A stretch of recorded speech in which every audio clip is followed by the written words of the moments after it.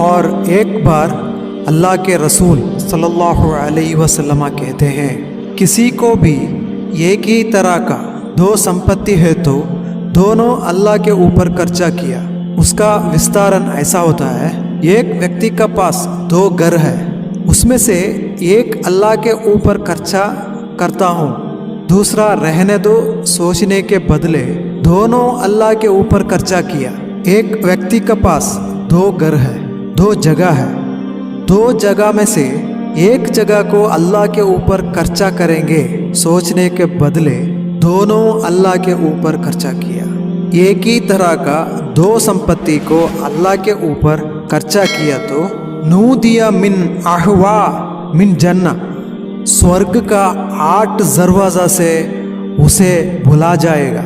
मतलब उसको 8 दरवाज़ा में से कोई भी दरवाज़ा से उसको एंट्री हो सकता है। मतलब उसको जो चाहे वो दरवाज़ा से एंट्री कर सकता है। उस टाइम में अबू बकर सिद्दीक रज़ियल्लाहु अन्हु अल्लाह के रसूल से पूछते हैं, या रसूल अल्लाह, ये 8 दरवाज़ा से भी गया तो जा सकते हैं क्या, प्रॉब्लम है क्या? अल्लाह के रसूल सल्लल्लाहु अलैहि वसल्लम कहते हैं, आप उस 8 दरवाज़ा से भी जाने वाला है व्यक्ति है, वो सौभाग्य मिला हुआ व्यक्ति है अबू बकर सिद्दीक रज़ियल्लाहु अन्हु।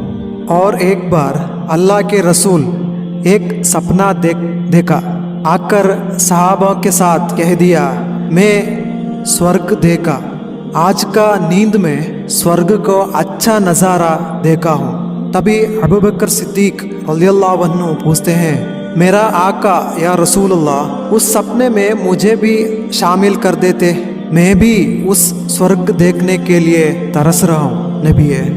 नबी सल्लल्लाहु अलैहि वसल्लम का जवाब, मैं उस स्वर्ग को देखने का समय पे मेरा उम्मती में सबसे पहला आया है आप है, आपको पहला स्वर्ग में लेकर आने वाला नज़ारा मैं देखा।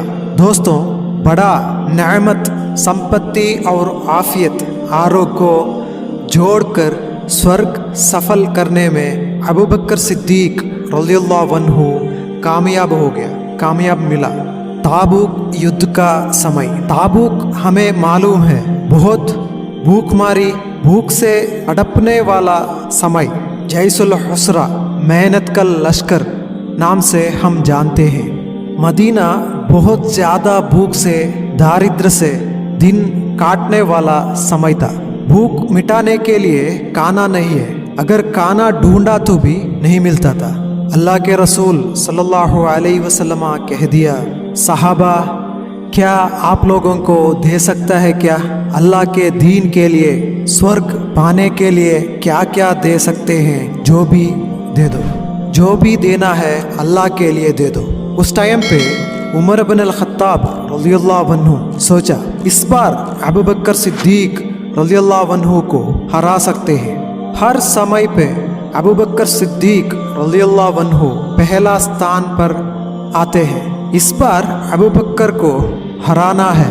सीधा उमर इब्न अल-खत्ताब रज़ियल्लाहु अन्हु उनका घर को आया, आकर सभी संपत्ति को मिलाकर 2 विभाग किया।